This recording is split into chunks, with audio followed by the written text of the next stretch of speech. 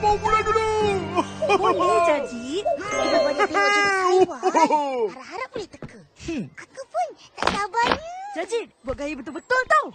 Yalah. Isan, kalau bunyi kambing macam mana? Ayah, senang. Murid-murid, permainan ni 3 minit je tau. Jawab cepat-cepat. Baik, dah nak mula. Semua sedia?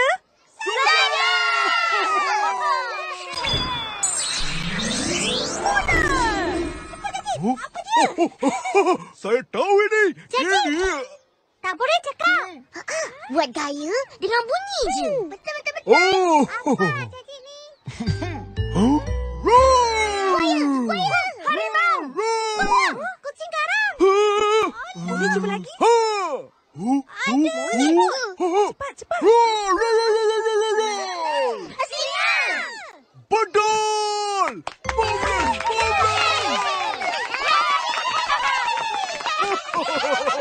Ipin, ke depan. Yeay, aku pula. Kenapa pula? Yang kedua. Oh, senang je ni. Cepat, Ipin. Lembu tegak. Hello, cepat. Apa itu? Gagak. Betul. Pandai semua. Sedia ya? Betul semua. Cepat. Lembu tegak ni. Cepatlah Upin. Buat dah. Cepat. Dik. Bukanlah. Rama. Gangguan tu.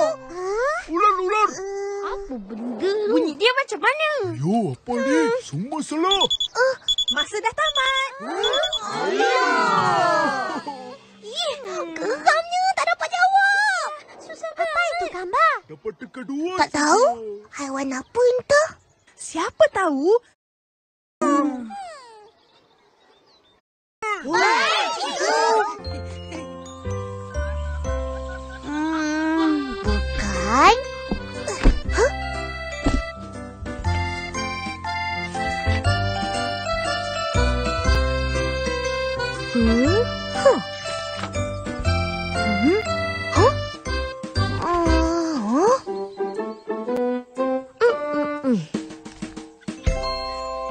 Bukan.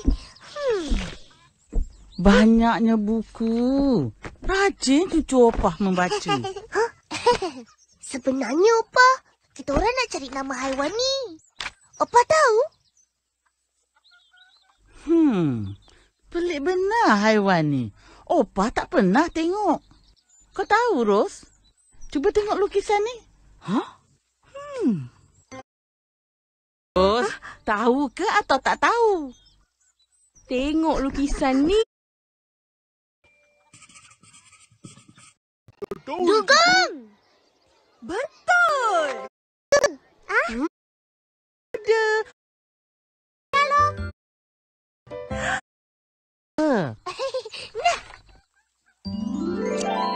Tanda-tanda sini. Upin dengan Ipin nak pergi. Opa nak pergi. Boleh, Opa.